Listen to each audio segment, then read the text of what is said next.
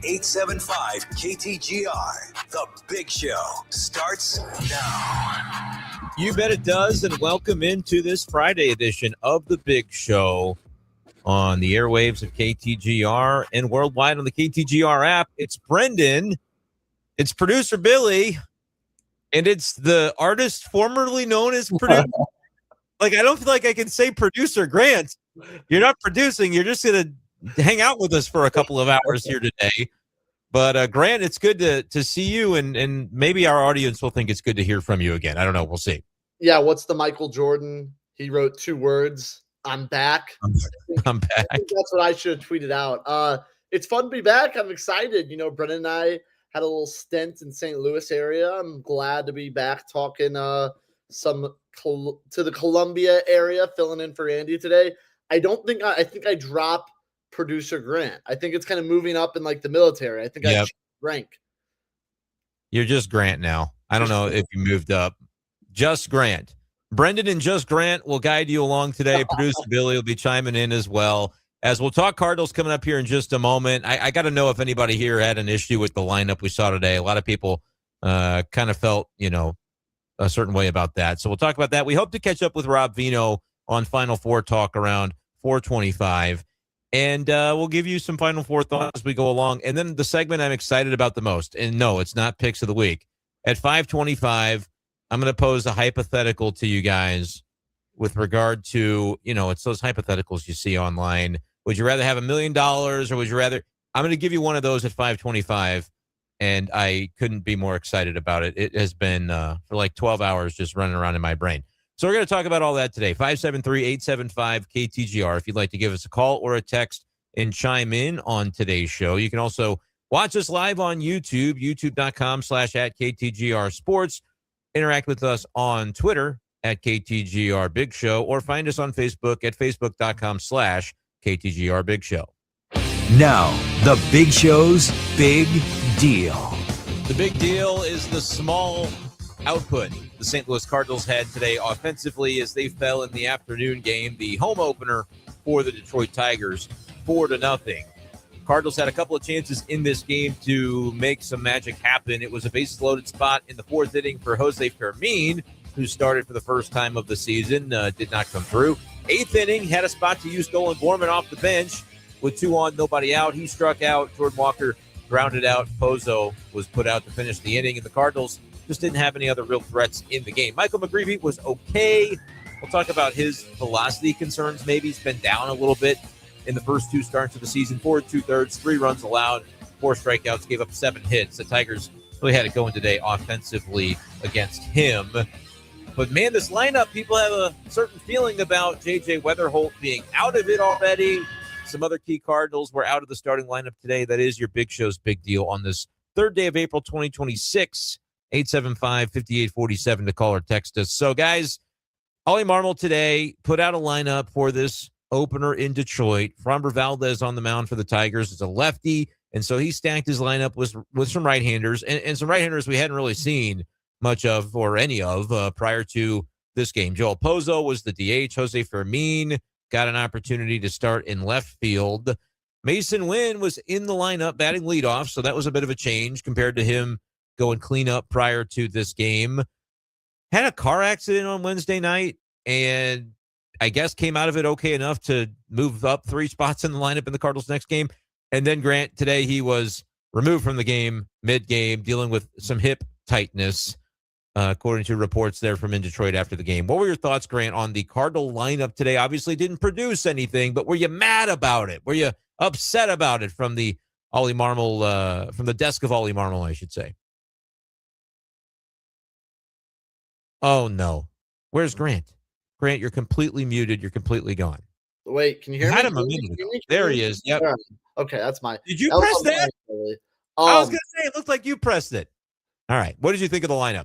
With Pozo being the DH, he's going to play against lefties. He's probably going to DH against lefties. He's going to catch against lefties. I don't have an issue with that. I do think it's weird because it's like with Weatherholt, he's your superstar. I know he's a lefty, but it doesn't matter when normally you don't like Bryce Harper doesn't sit because he's facing lefties. Like the top lefty hitters in the game don't sit because they're facing lefties. Now, maybe it's, hey, this guy's how many have we played now? 7th game in the MLB. He's facing a superstar arm. Like, maybe we start him against a lefty that's not as premier as Valdez is. I can't say I have an issue with it. I would like to see Weatherholt play and start against a lefty, because let's be honest, I think that's where the real, I don't want to say anger, but the confusion of this lineup comes from for Cardinals fans. Like, why is your star, your really the guy you're building around, sitting against anybody? He shouldn't be, unless it's a day off. And this wasn't just a get off your feet day. This was a shutdown. Contraire. Yeah. It wasn't. First of all, he did take a couple of at-bats. They got him in for Fermin when the bullpen came in. So, like, from that perspective, you would look at it and say it seems to be a little bit matchup-based, and they did stack righties in the lineup against Valdez. But I also think early in the year, they have plotted this out where they do, I think, want to give guys off their feet a little bit of time. I also think we've seen it in the past where his stance, and whether we agree or disagree with this, I guess, can be debated. But his stance has been pretty clear that when they do this and give a day here and there to the guys that are their regulars, they like to do it after an off day or before one so that they can stack 2 in a row and really give the extra wattage to that recharge, I think, of, oh, yeah, I got more than just one day like the rest of the team got. I don't know how much of an impact it really has, though, when you still play like half the game as Weatherholt did. But maybe it's, a cumulative effect that when you look over the course of a long season, even if you can buy him 4 or 5 innings in this one, that to the Cardinals is something they consider to be worthwhile when it comes to the rest factor. And something else that I don't think we totally realize when a guy comes up, and you're talking about Bryce Harper doesn't sit. It's a little early for me to compare him to Bryce Harper, which you weren't strictly doing, right? But with a rookie player who last year, so the way they do it in AAA, everybody's got Monday off. The AAA league doesn't play games on Mondays in the minor. I believe last year for Weatherholt, it was Thursdays where he never played on a Thursday. Like, that was his day off every week, where they get him in there Tuesday, Wednesday, off Thursday, have him for the weekend right there in Memphis that everybody's wanting to watch him play. But he would pretty typically get 2 days off every week last year. And I'm not saying that the Cardinals are going to adhere to that throughout the season in the big leagues, but that was the strategy they took last year when he was still on his way up. And I feel like they do want to give him a little bit of time, because there's a lot that gets thrown at you as a big leaguer in your rookie year. It's a different media environment. There's a lot of hype that, he's had hype his whole life, but there's hype that kind of takes to another level where you do have to bake in. For example, you have to bake in on Sunday morning the dope for MLB.com going, hey, man, can I get you for 30 seconds because I got to write this story about the 5th grade picture that went viral of you. And you have to deal with going, no, I can't. I have to go to a hitters meeting right now.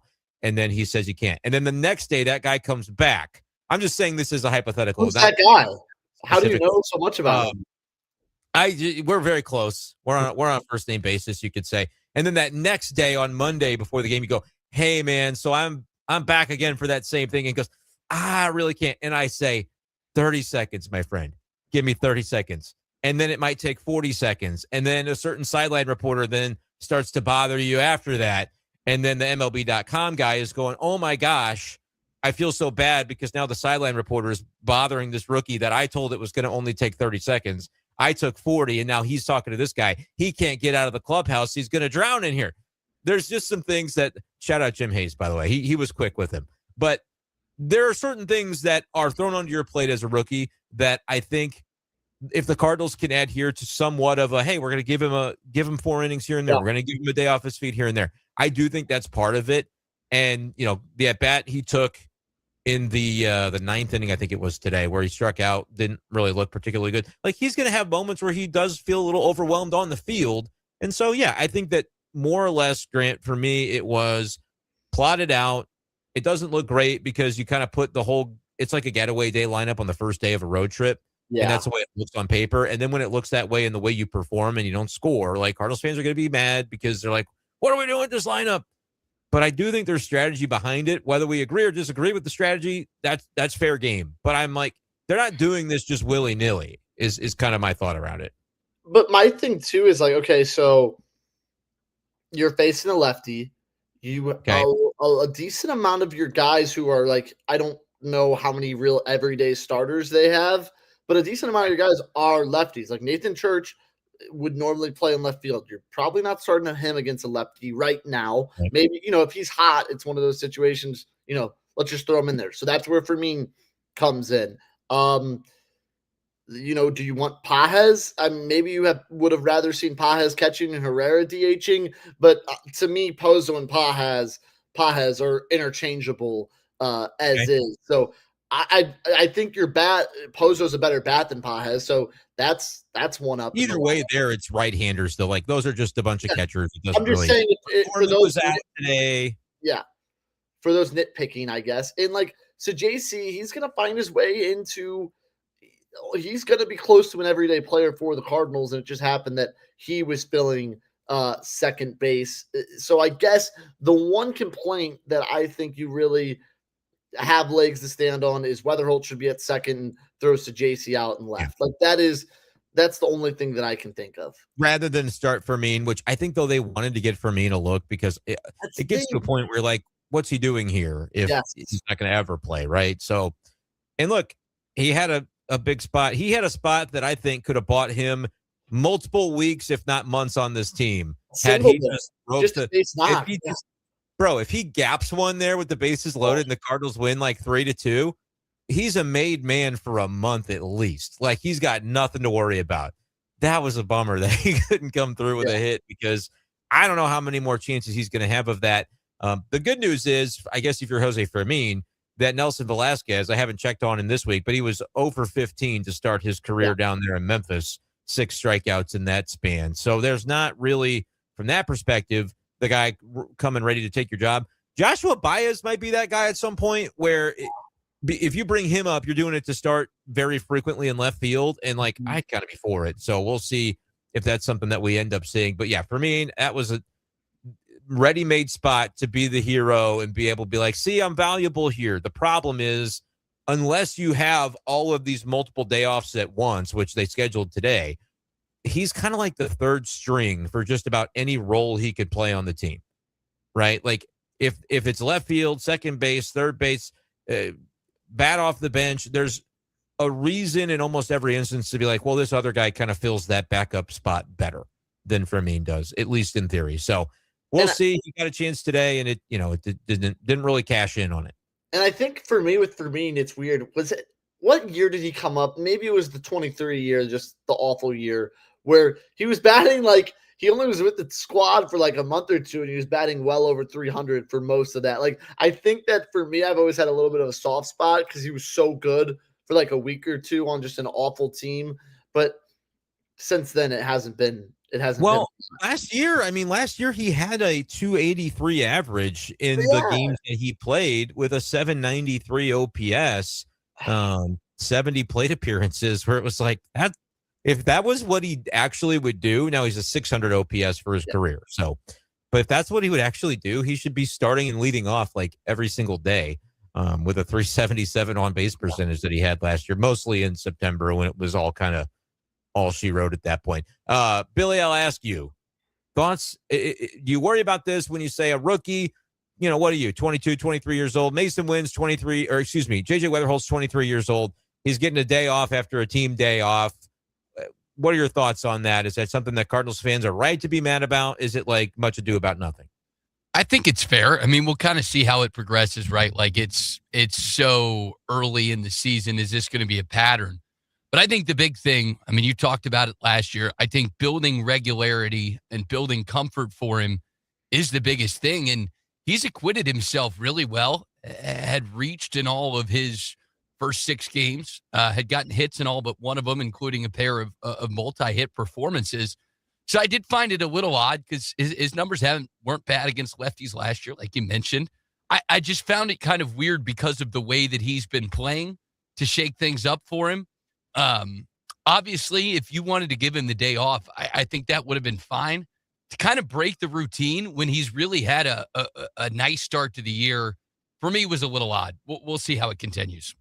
Yeah, I think it was a way to buy him half a game and then say we don't want Fermin playing an entire baseball game for us, and we can have JJ take an at bat against a righty reliever and then stay in the game. I think things also got thrown a little bit when Mason Wynn leaves with an injury, which, by the way, maybe to me, honestly, this is more controversial than Weatherholt just getting a day off after an off day for the team, which is something they like to bake in anyway.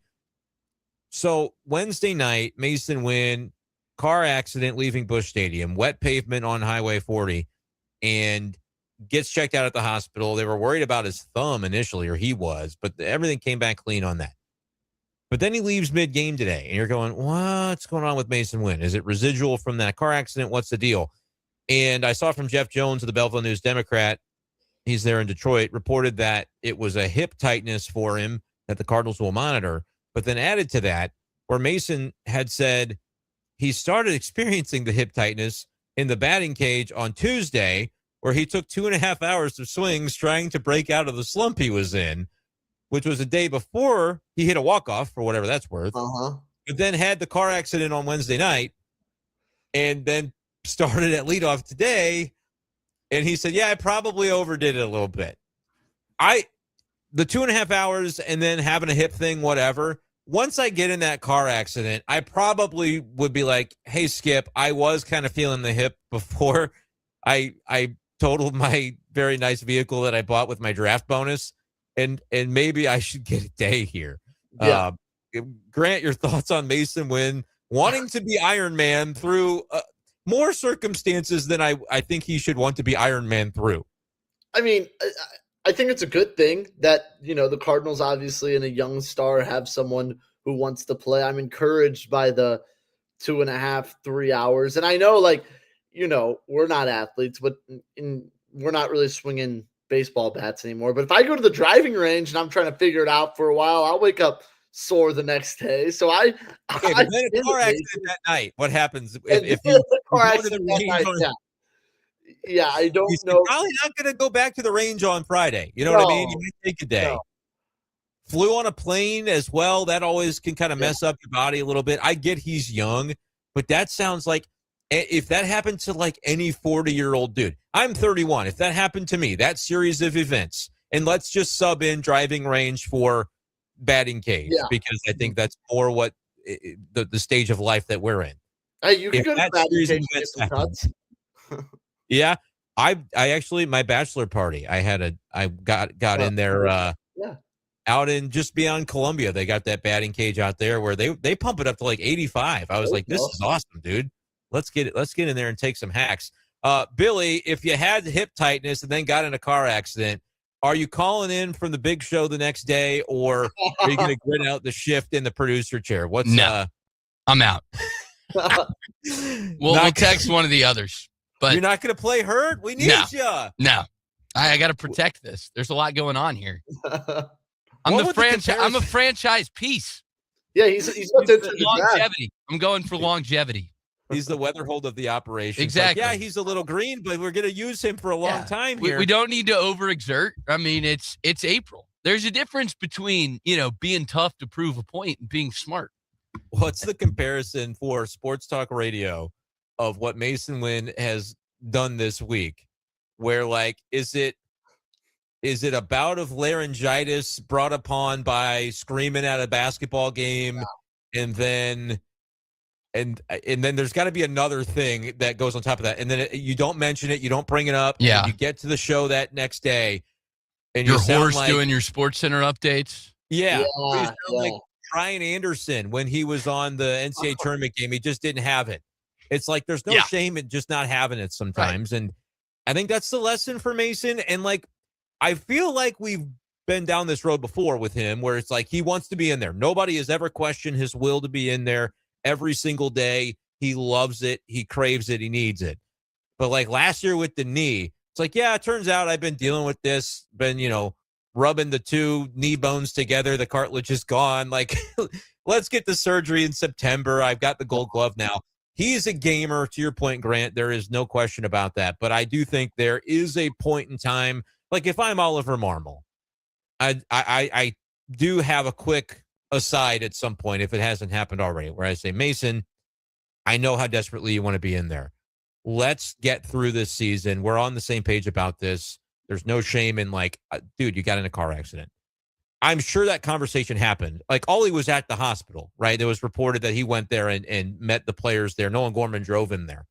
I'm sure there were plenty of conversations of like, are you good? What are you feeling? How are you feeling? Get checked out, every test in the book.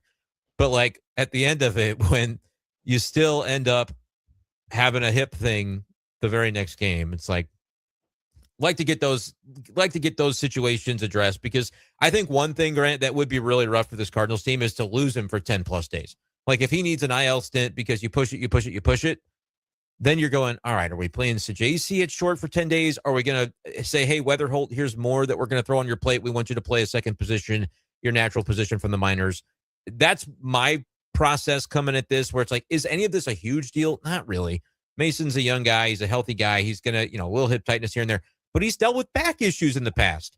Guy that gets in a car accident on Wednesday night with a series of back issues throughout his career that's landed him on the injured list or threatened to do so. And then you get on a plane flight and then you play an early game the next day. At a certain point, you're like, let's make sure we don't cause anything that'll shelve you for 2 weeks. Yeah, and I think the concern is like a hip strain is something you can kind of always play through. Was that the official? Is it a hip strain? I don't know if it's a strain, if it was tightness, if it was where on the ledger it falls, but yeah. That type of thing is if we're in October, he's playing. You know what I mean? But it's also okay, so he plays the next 4 or 5 games. Ollie, I'm feeling it again. Okay, take him out for a game or two, and then boom, it passes a week, he plays, he's feeling it again. So it's like you don't want it to be a thing, kind of like you said, where it's just nagging. And eventually they're just like, let's just give you 10 days so you're off your feet and it fully heals. Like, again, and we could be reading so far into it. He could be back on the field tomorrow or Sunday and be just fine the rest of the year. Yeah. But also, if maybe the off day tomorrow is what he needs, maybe that's a good sign, because maybe you just need day off your feet and he'll be okay. I don't know what the answer is, because it's almost a win-win. Like, he's playing tomorrow, good, or he's off his feet tomorrow, also good. Yeah.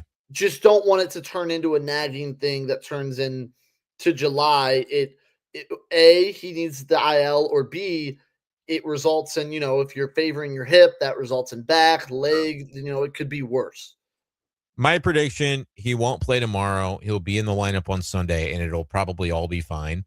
Yeah. But, it's a little early to be pushing it that hard. But that just, again, tells you the competitive drive that he has, where he feels like he's not having the homestand that he wants to have. And so he spends 2.5 hours in the cage trying to get it right. And, he'll continue to push through. That's just the nature of the way he is. And I think, moral of the story, that's the kind of guy you want playing for your team. So that's Mason Wynn. Cardinals do lose 4-0. Not the best outing from McGreevy, but can't win if you don't score. So I'm not really going to put that one on the pitching. We're going to take a quick break, and when we come back, we hope to chat with Rob Vino of WagerTalk.com, get him on the phone lines, and talk about this upcoming Final Four with the 2 big games tomorrow. That's coming up next on The Big Show, KTGR. The best subscriptions in life are free. Subscribe to KTGR on YouTube to watch The Big Show and other exclusive content. YouTube.com/@KTGR Sports.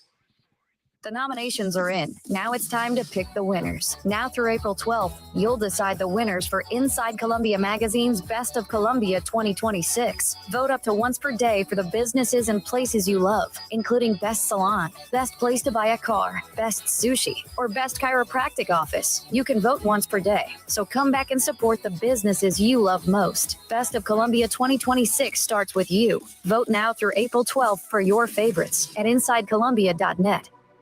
From elegant weddings to corporate lunches with flavor and flair, Courtyard by Marriott Columbia brings the party and the pros. It's the home of Main Event Catering, and with every event, you'll get an award-winning chef, full banquet staff, and drop-and-go options for any size crowd. And the event center holds up 300 guests with 8 flexible rooms. If you need help, there's a Marriott certified wedding coordinator on staff too. Book now by calling 573-443-8000.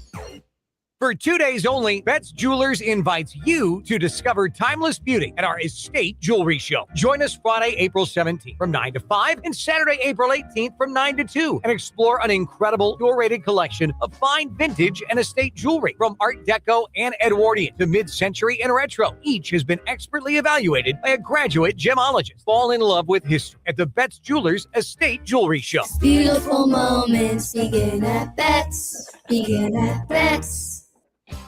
Hi, my name is Matt Curtis, and I'm an exteriors project specialist for True Sun Exteriors. True Sun's been around for over 15 years, and in that time, we have really expanded all the services that we provide to homeowners. We do full-on interior remodeling, but we got our start in exteriors. We have always been known for roofing. Most of our roofs are done and completed in about a day's time. We have a lot of different options for designer shingles and colors, and we also do metal roofing. It could be ag panel and or standing seam with multiple colors. We know roofs can be a big investment, so we offer several different financing options with any and every budget. Just give us a call and we'll come out and evaluate your home. The difference between a house and a home is the attention to detail. At True Sun Exteriors and Interiors, we'll turn your vision of a dream home into a reality. For more information or a free estimate, go to TrueSunExteriors.com. TrueSunExteriors.com. Hi, everyone. Andy Humphrey here for Lee's Tire Company. If you want the tire experts, if you want the largest selection, if you want a team that you can trust to take care of your vehicle, you get it all at Lee's Tire Company. That's where I go to take my car in whenever I need new tires or service done, oil changes. They have 3 locations, 2 in Columbia and 1 in Centralia that you can go to check out yourself.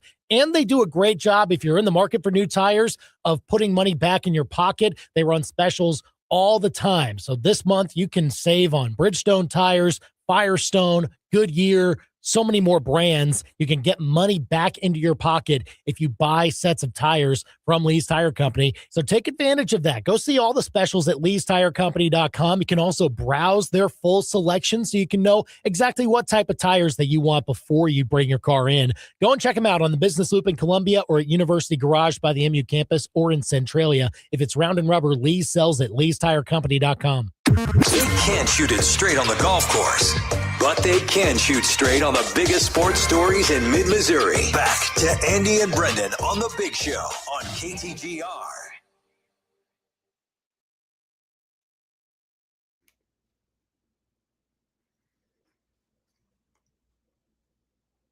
Final Four coming up on Saturday. Excited to chat all things Final Four from the betting angles here, as we are joined by Rob Vino of WagerTalk.com. Check out all his great work over there on Wager Talk. Robbie, how are you today? And I guess you're looking forward to the Final Four. Should be a fun weekend in that regard.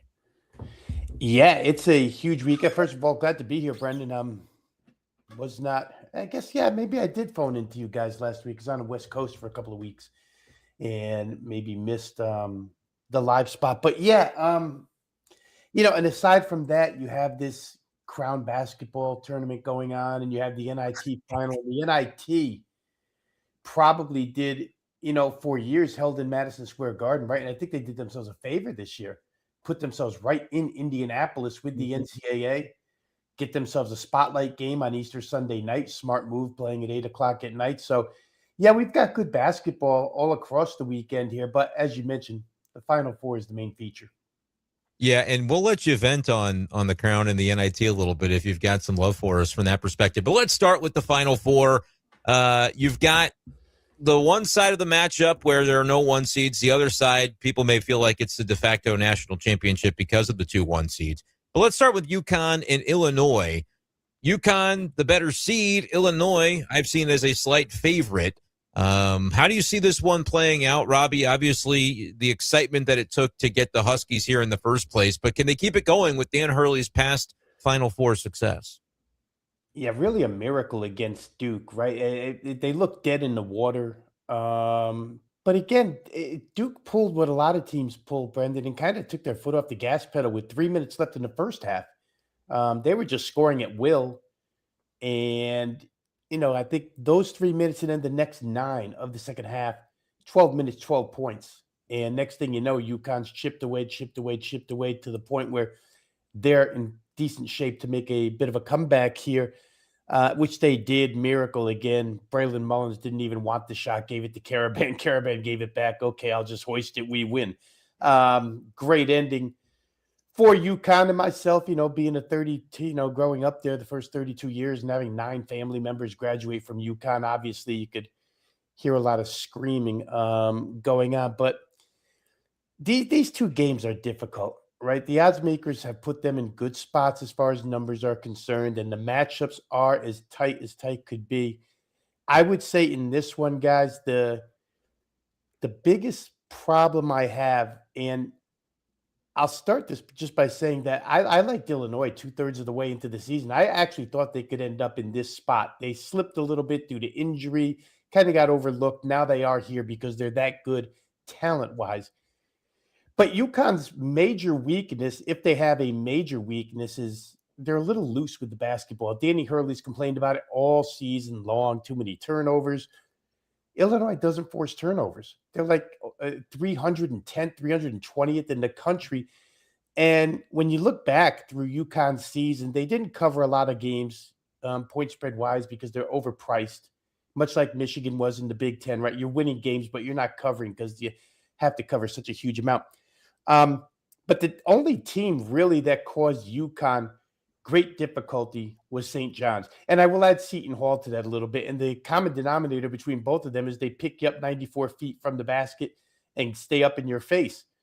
That caused UConn's guards some trouble. Illinois doesn't do that. I think for that reason, UConn +2 is probably the side I would go with here. Coin flip game, but I do think that if you can't exploit Connecticut's ball handling problems, I'll call them, then you probably don't beat them. And so if we're going to go to the other game now, because I kind of agree with you about that UConn. It's such a toss-up. It's tough. This one might be even tougher, Michigan, Arizona. My thing has always been guards win in March. And I think that Arizona has the better guard play, but we rarely see a team with the size that Michigan has. How do you kind of see that matchup, Arizona's guards and Michigan's bigs affecting this game? Well, if I start with the Arizona guards, I mean, I don't know that anybody's banged the drum any louder for Jaden Bradley than I have this year.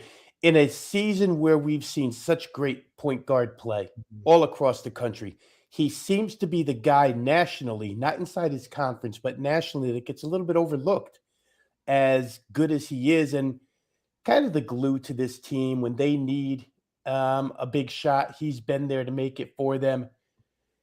These teams are such mirror images, right? As big as Michigan is up front, Arizona is just as big. As good as Michigan rebounds, Arizona rebounds just as well. As much as Michigan likes transition, Arizona loves transition just as much. So again, the point spread is in the spot it's in both of these games for a reason. These games are very, very tight.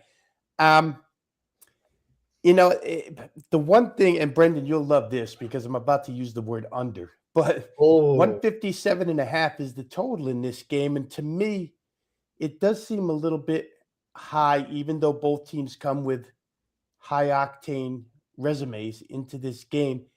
But I think if you're Tommy Lloyd, and I think on the other side, if you're a Dusty May, you probably want to try. You've had a lot of time to game plan for this. You probably want to try to at least contain transition on both sides. I don't think anybody wants to have a 10-0 run thrown up against them because the other team is often running. So if I think that way and we have to get into a half-court grind where the rim protection is really good, where the defensive rebounding is really good, maybe you do stay under 157.5.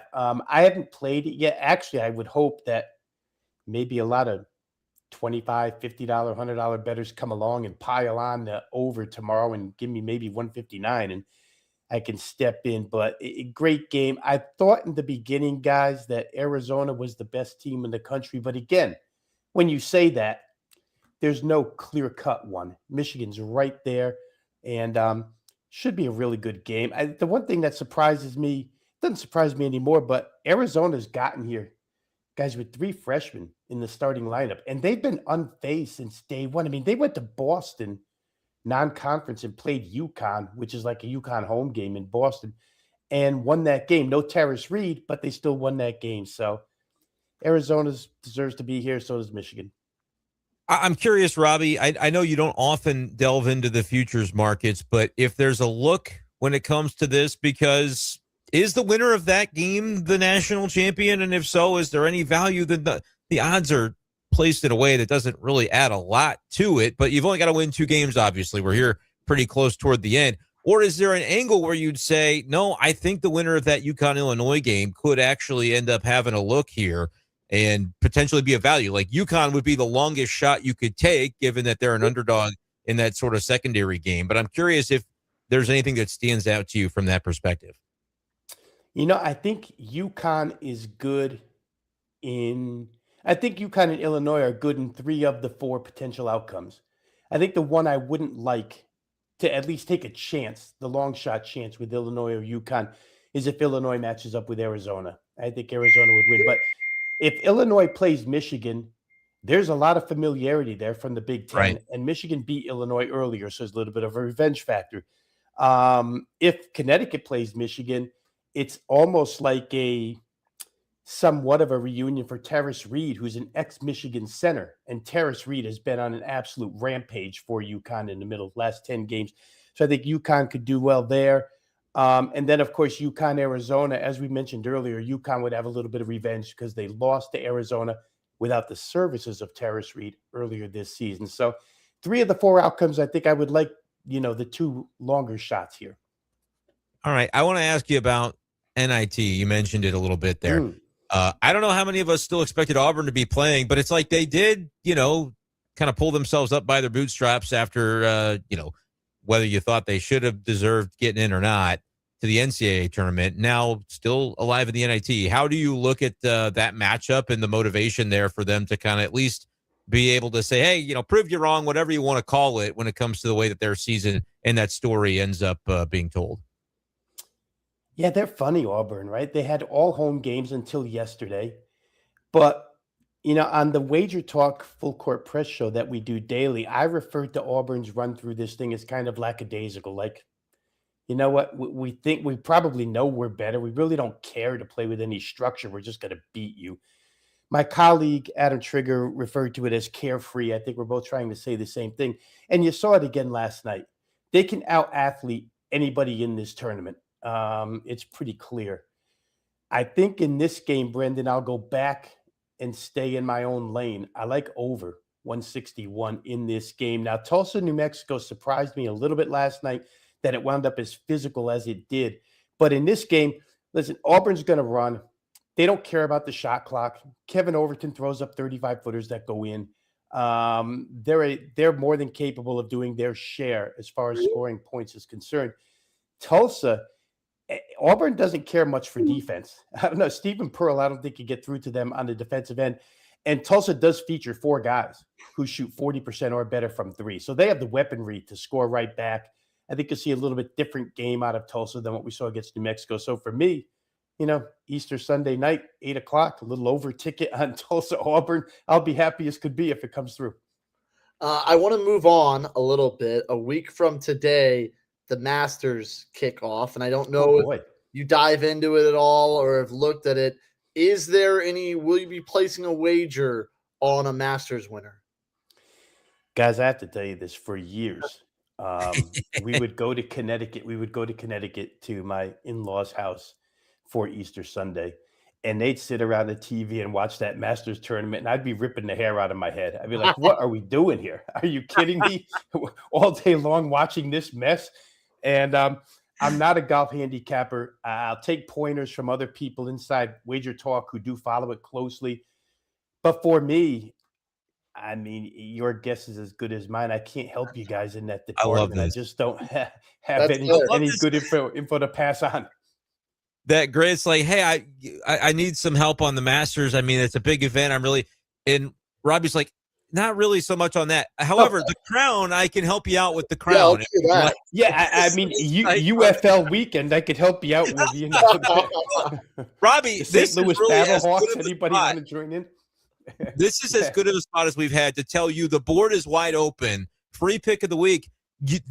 Pick your spot here. Get in your bag if you want to go to something unique. This is a great chance to do it this week.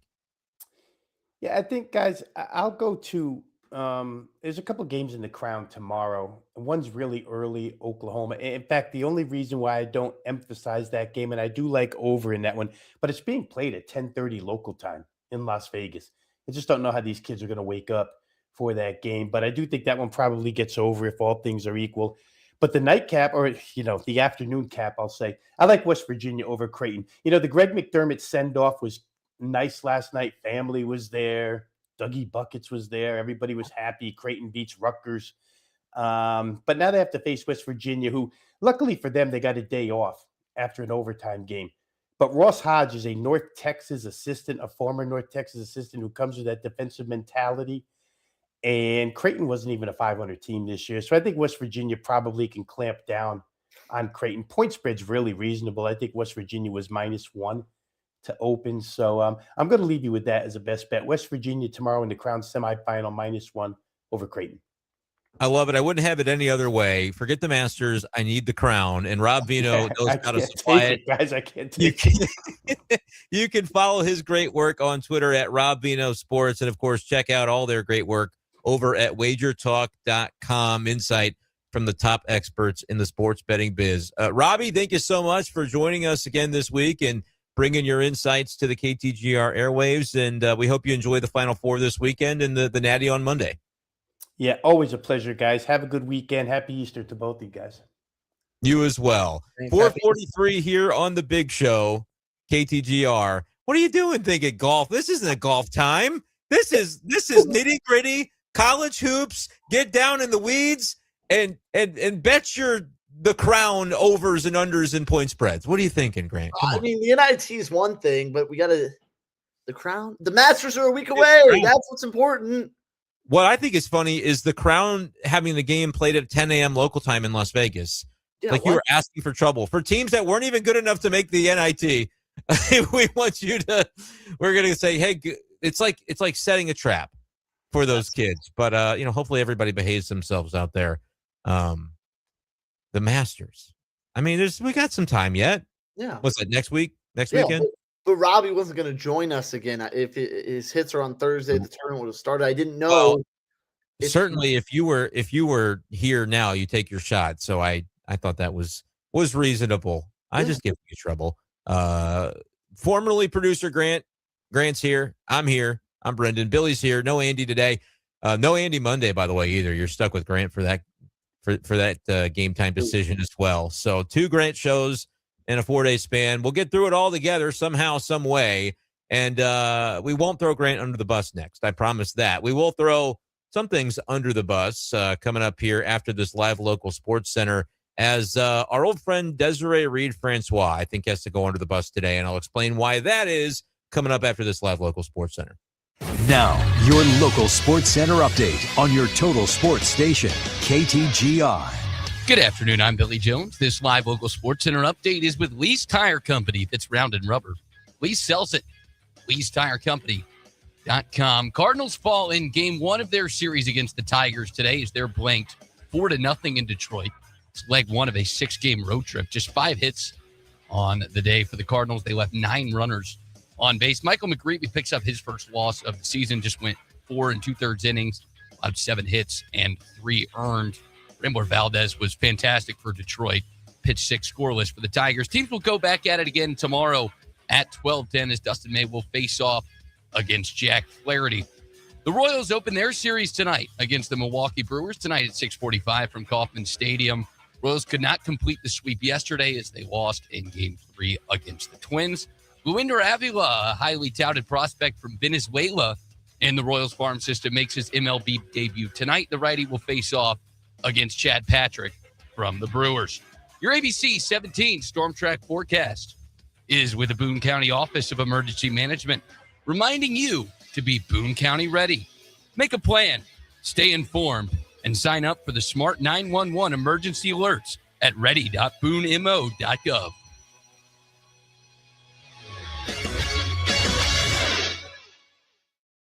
I'm ABC 17 Storm Track Chief Meteorologist Jessica Hafner, and ABC 17 Storm Track weather alert day is in effect through late tonight as I'm tracking the line of strong storms that'll move in tonight and bring us the potential for heavy rain and damaging winds past midnight. Heading towards tomorrow morning, we are clearing out most of the strong storms. We'll have some spotty showers with morning temperatures in the upper 40s, clearing out with highs in the upper 50s. I'm ABC 17 Storm Track Chief Meteorologist Jessica Hafner, and that's your ABC 17 Storm Track forecast on your total sports station, KTGR. Midway Electric presents the High School Sports Power Player of the Week. This week features Rockbridge senior shortstop and pitcher Asher Schultz. Last weekend in Hoover, Alabama, Asher went 7 for 16 with a home run, 4 extra base hits, and 9 runs batted in. In one game, he also pitched 6 innings and got the win on the mound, helping Rockbridge go 5-0 over the weekend. That's the Power Player of the Week with Midway Electric, powered by people with pride. MidwayElectricInc.com.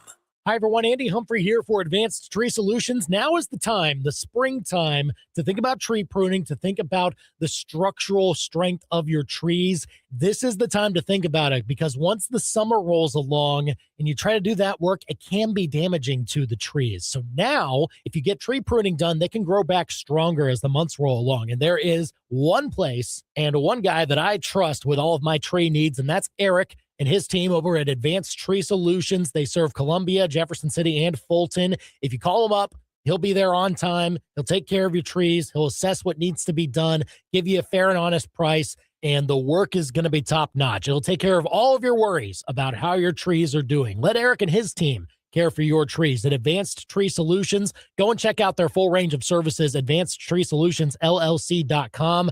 Definitely during this time of year, make sure to get tree pruning done before the summertime. Go to advancedtreesolutionsllc.com.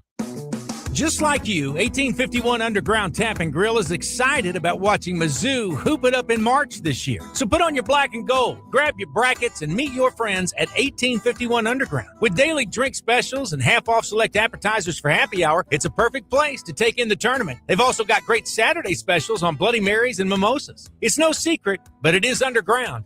1851 Underground Tap and Grill in the historic Brick District, downtown Fulton. 1851underground.com. In sports, there are bad calls, like wolfing down walking tacos before 9 a.m. warm-ups, discussing NIL deals with your 8U travel team, or trusting the mom who spells lose with 2 O's to order team jerseys. Yay, go Tigres. Here's a good call. Shopping at Play It Again Sports for baseball and softball season. Play It Again Sports. Think of them first, so you don't finish last. Play It Again Sports, ColumbiaMo.com. Extra savings, not extra letters. Whoops. Hi, we're Midway Electric. And since you've got a nice large tax return this year, you've got the ability to put it towards something that lasts, like updating your bathroom with modern light fixtures or new kitchen lighting that pops. And Midway Electric is the team of pros you can trust to bring those dreams to life. From custom lighting to complete electrical upgrades, Midway Electric helps transform the spaces you use every day. Midway Electric, powered by people with pride. MidwayElectricInc.com. Do you owe $10,000 or more to the IRS like Gail? When I retired, I just let all my taxes pile up.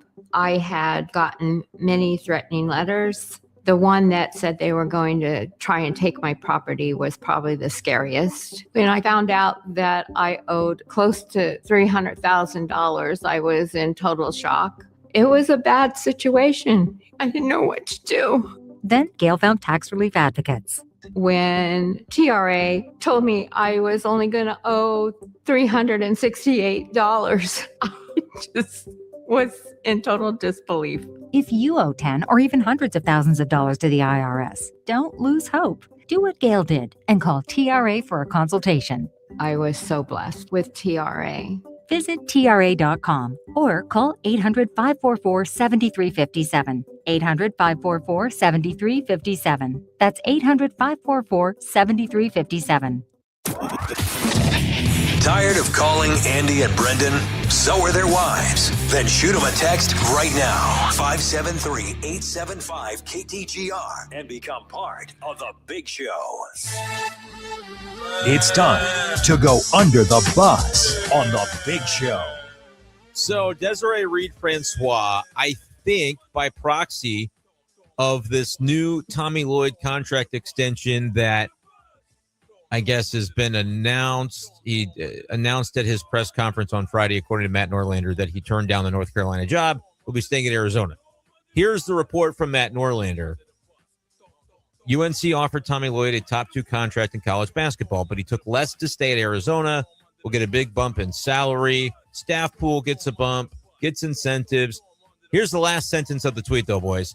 He'll also no longer report to the AD, which at Arizona is Mizzou's old AD, Desiree Reed-Francois, who left here, right, of her own accord, I guess. But I think maybe behind the scenes, that was maybe the best case for everybody. Is Billy nods his head. Your thought, Billy, then on we'll let you chime in first on the Desiree, I guess, is under the bus here again. I don't know what happened. Yeah, I mean, I think it was under the table, but in speaking to people who were kind of in and around, I mean, I think there was a constant butting of heads between her and Trinkwitz, and I think she kind of felt like the administration was choosing him over her, and that was part of the reason for the yeah.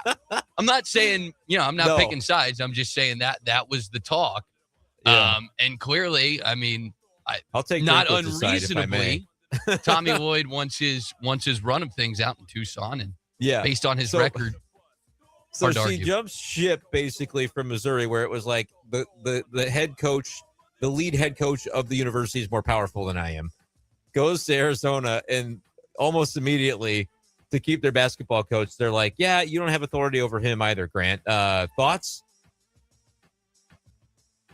Grant, you got to stop muting yourself. I'm going to drive to your house. Drive to my house. Not far away. What people don't understand is that elite college coaches, football, basketball, they don't just run the program. They don't just run the school. They run the whole city. I mean, Drinkwitz runs Columbia. Nick Saban ran Tuscaloosa, especially the tiny college towns. They run the city. So, like, Tommy Lloyd not having to report to DRF isn't a surprise, especially when he kind of doesn't report to anybody already. Yeah, he's the big man on campus, right? So Desiree, I think she does go under the bus. Nothing she really did, but it kind of happened to her again. You got the horn? No horn? Billy. Oh, okay. The other day I did there it is. We have it. The other day Andy was like, we need a breaking news sounder. And so I just sat here and said breaking news, and he's going to clip that off, and that'll be our new breaking news sounder. So I don't have like a air horn in me. Under the bus as well, the Miles Michaelis MLB hitters have placed him there. I said there's a Scorigami account for baseball on Twitter now. It doesn't make any sense because we're never going to have a Scorigami in baseball. But there's a pitcher-agami account as well that evidently Miles Michaelis was found himself on today because he gave up like 11 runs to the Dodgers in the, I believe it was the Nationals home opener. They chose Miles Michaelis to pitch that game. Shohei Ohtani, I believe his first home run of the season. Everybody, if you were slumping with the Dodgers, you're not anymore. I think they gave up like 11 runs. So I didn't know that pitcher-agami thing was a thing until today, but I know it now, and I'm not too surprised that Miles Michaelis' pitching line was the reason. So under the bus, I didn't do it to you. It was the Dodgers. And I want to say that I am 2-0 in Miles Michaelis because I don't have to find a river anymore. I'm in a legal state now, unlike last time I was on. Just fading Miles Michaelis no matter what. On betting the other teams over total runs so far in Miles Michaelis. Probably, I recused myself from MLB betting as an MLB contractor, but that is funny. He's going to be bad, though. I'm worried that he's going to get DFA'd soon. What's the number? What would the number have to be in a standard game for you to be like, it's not worth it? Like, is 8.5? Are you going, I'm not betting the over on that? I took 6.5 today. Not earned runs, just Dodgers total runs. Team runs. Yes. And it was the Dodgers. So if it was Michaelis, the Dodgers, I would probably take like 8.5. Yeah. That'd be the limit. All right. So under the bus to Miles. You have it? You had it. There it is. He's like on a tape delay. That's the bus. That's what we got. It's time for the sweetest thing in sports on The Big Show. You know, I think it is kind of sweet. The audience, we're getting a lot of mean texts about it, but I think it's kind of sweet that Grant rejoins the show and drops producer from his name today. Thank after these many months without him. It hasn't actually been that long. It's like, I think you were here in May. Yeah. And it's March, so that's not that long. Hasn't even Is been there a year. actually text? I guess you'll never know. Are you logged Text into going the back texter? on. I'm not logged into the texter. Well, then I guess you'll never know. If they were mean, I wouldn't read them out loud. Okay. I would send them to you in screenshot form. Oh, but yes. I'm glad you're here. And I don't know. I guess there wasn't a lot of other sweet stuff that happened if I had to default to you. But I'm glad you're here. It's been a hot minute. We caught up. I mean, Grant and I, Billy, had a front row seat to the madness that ensued in St. Louis between Kentucky and Santa Clara. For the away shot? Yeah, we were both like on the court basically. It's unreal. Taking videos. I think my video had more context because I caught a really sad Santa Clara fan doing a surrender cobra on the side of my video, but we had fun with that. Grant's here along for the ride. We got another hour to go, so we'll take a break, and when we come back, we'll talk a little Final Four and give you our predictions for the games tomorrow, and we'll tell you who wins it all on Monday. Coming up next on The Big Show, KTGR.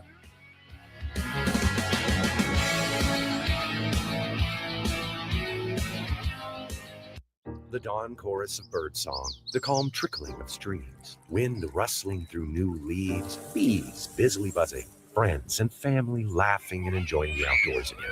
You used to be able to hear all of the sounds of spring, but your hearing has faded, and spring plays more like a silent film now.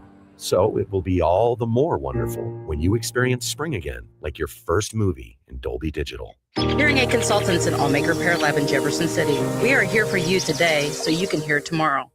This is Phil Fortaleza here with Mizzou Basketball's Anthony Robinson II and his mama Nisha, getting ready for the latest Sticklin' and Sticklin' injury law commercial. Aunt, you got your line? I got it, Mom. Go ahead. When sorry, just doesn't cut it. Call Sticklin' and Sticklin'. Mom, that's my line.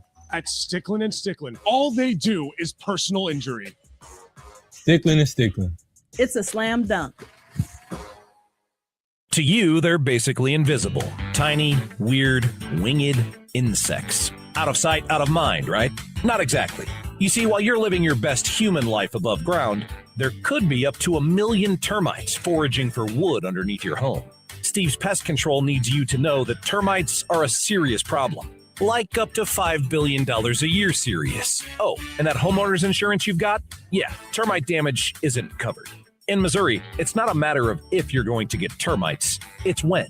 A termite queen can lay over 20,000 eggs a day, and their colonies could house up to 1 million termites each. Upgrade your 5-star service with Steve's to the 5-star Advantage plan. In most cases, for less than $1.50 per day, you can show those termites that the Centricon system and Steve's Pest Control are a serious threat too. Hi, I'm Steve with Steve's Pest Control. We're going to solve your pest problem. I guarantee it. Now you got a friend in the pest control business. Steve's Pest Control. KTGR AM Columbia, KTGR FM Fulton Columbia, K286CL Columbia, in Missouri's total sports station. KTGR is Sports Center. I'm Marty Hausberger. We're an hour away from the women's Final Four. First up on ESPN, UConn and South Carolina, then UCLA battles Texas. The men's national semifinals are tomorrow night. Arizona and Michigan, the nightcap. Wildcat coach Tommy Lloyd announced today a new deal to stay at Arizona after flirting with North Carolina.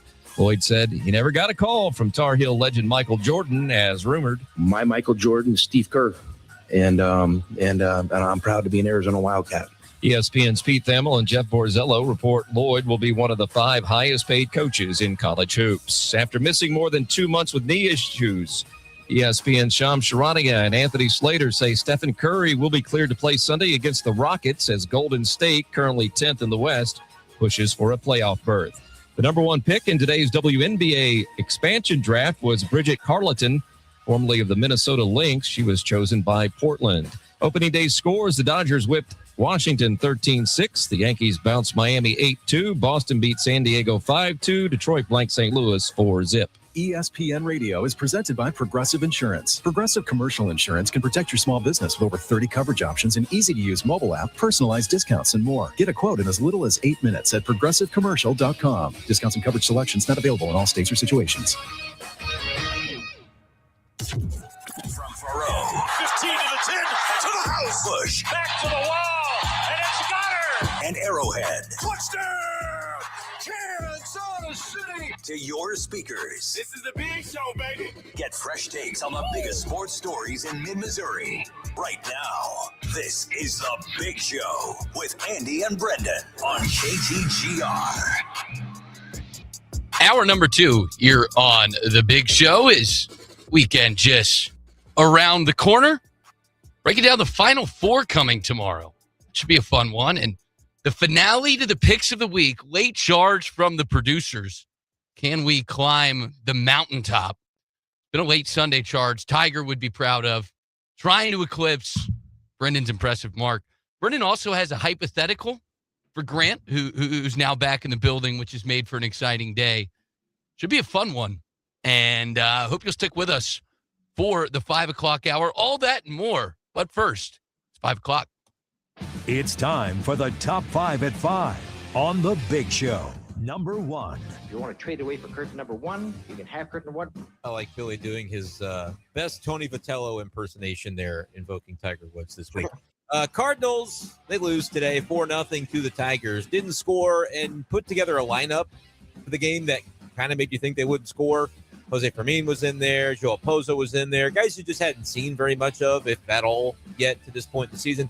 But I really don't understand or agree with the consternation surrounding it. Like, yeah, J.J. Weatherholt sat at least for the first half of the game before he entered for Fermin after the starter, Framber Valdez, who's a lefty, got out of the game. I think they're trying to buy their spots where they can get a pocket of rest here and there for J.J. Weatherholt in his first big league season. I don't really have an issue with it. The Mason Wynn thing, though, is interesting. Had a car accident Wednesday, was in there leading off today until he departed mid-game with hip tightness, which apparently he had before the car accident, and now is knowing about it. I think he'll be out of the lineup on Saturday. Hopefully just a short stint for him on the shelf, but as much as Mason wants to be in there, I do think you have to look at it and say, keep him healthy for the long haul and have that communication open.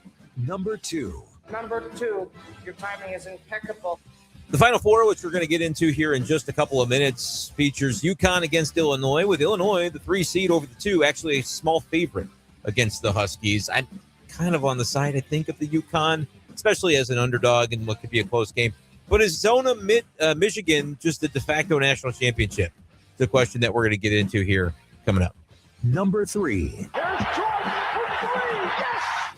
So Dennis Gates certainly going to have his work cut out for him when it comes to the offseason transfer portal. Thought maybe you'd end up with another high school player, Quentin Coleman, who, he'd score 50 in Mizzou Arena the other week in the state playoffs. But, Quentin Coleman commits to Underwood in Illinois, who's still playing in March Madness right now. So I guess you can't hardly blame him, but that means got to hit the portal hard if you're Dennis. Number 4. Oh, shanked it. According to Adam Schefter, the NFL concluded that Chiefs wide receiver Rashee Rice, quote, has not engaged in conduct that violates the personal conduct policy. And the investigation into the accusations from his former girlfriend is now closed. There will be no discipline at this time. I don't know how to feel about that. I guess it's good for the Chiefs, but it's also like, Rashee, please just let this be the last time that your name is in the news for anything other than football. Number 5. What did the foul man do? Say to the face. Picks of the week. I'm sitting pretty. I'm going to win the whole thing. But the seller who lands there does hang in the balance. And I think the game theory angle for Grant in this one is very, very fascinating. That's the Big Show's Top 5. 875-KTGR to call or text us and send in mean things about Grant, who is joining us today, filling in for Andy. And if you don't unmute yourself, I'm going to end your life. You're still somehow muted. Okay, but it's okay because now you have time to press the button and unmute it. Billy's a good producer. He'll mute you for yourself. You don't have to mute yourself. Here's the situation. And Billy, if you have the graphic, producer. Average, he's at least league average for sure. Billy, if you have the graphics somewhere handy for picks of the week, where Andy, for whatever reason, has a golf club, despite the fact that at the Kubrick Club and Scholarship Golf Tournament last year, I won the contest, not Andy, and so we should be switching that. and I feel strongly about it. If only our YouTube audience is understanding this. It features me, happy-go-lucky, in the middle of the graphic with an 82, 70, and 3 record for the season. I cannot be caught. We're only picking 5 games. I win. However, it is up in the air as far as who is going to be in last place because Andy is 74 and 81. The producers are 74 and 77. They have 4 ties. Andy and I argued yesterday about the way that the tiebreaker on you get half a win and half a loss for the ties. It's irrelevant. It keeps basically the same. They're basically 2 games up on Andy right now going into the final week of picks. Grant is going to fill in for Andy here. This is where it gets interesting. Andy had a 3-2 record last week, so he won the week. Grant, are you going to select to go first, second, or third?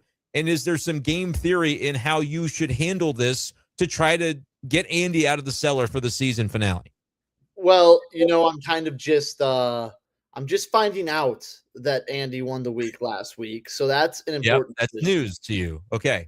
So I'll need to formulate that thought. It's also the thought of, as the defending champion in this role as a producer last year, Aiden O'Connor, myself, Billy contributed towards the back half of the. No, he didn't. He was in Spain. He did not contribute at all. Front half. I was there for He front was half. in the beginning of the season. Okay, the beginning of the season, Billy contributed. Aiden and myself You guys closed made it that out. stupid graphic too. Oh, and Nick, yes, I forgot about that. Magazine cover. Maybe on Monday I can send that to Billy and he can get it up on the YouTube. It's do I throw it? Do I fade myself and try to help out the producers? Or do I come through for Andy?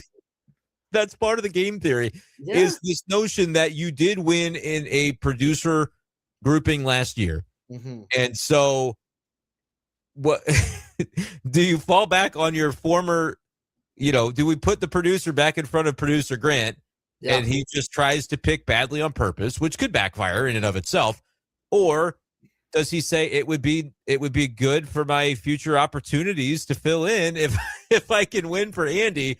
And since he's kind of in charge of this whole thing, I would be very curious to see what you just want to do in the beginning of it. Do you want to win or not? And then if you decide that, I feel like if you decide to win, you probably have to go letting the producers pick first, and then you just simply react and fade their picks and hope that it works out. Because a 2-game deficit is such that you could have a great week and go 4-1, but if you're not doing the opposite of what they're doing, they could do the same thing and it still wouldn't be enough. Yeah, I think Andy winning the week last week is big. I'm a competitor, Brendan. I'm going to try my hardest to win this week. Okay. I want to move even if Andy doesn't get to second, that's kind of where I'm at. It's more of I want to do well, and if I win 5-0, great. Yeah. And Andy's put himself in this position, not me. Oh, okay. Because this is interesting. If he would just do the game theory of I'm going to fade Billy's picks at every turn, and of course I have to pick as well, so I could mess with that if I wanted to. But if he just went with game theory, Billy, it would then be kind of rough if you went 5-0, Grant went 0-5, and Grant would then be blamed, right? So he may say, Andy, I can't help what the standings are. I got to play for me and mine and go 5-0 this week. Yeah, I'm lost. You guys, yeah. It's a tough predicament, but the moment maketh man, and I feel like Grant's going to be ready for this moment. Maybe Grant's going to throw it. I don't know what's happening right now. I'm a little scared though. I don't know if I should be scared, but I'm scared. Yep. I mean, there's a lot in the balance hanging on the line here when it comes to pick of the week. I thought we'll talk about this and then we will get to our final 4 predictions. I thought, Grant, there was a lot hanging in the balance when it came to the recruitment of Quentin Coleman, and thought, oh, baby, you get yourself another highly touted guard, another player that can probably slot right in and be a contributor day one as a freshman. That would have been something. The Mizzou staff was in attendance, right, when he had that great game for Principia at Mizzou Arena a couple of weeks ago, whenever that was. I think he scored 50, if I'm not mistaken.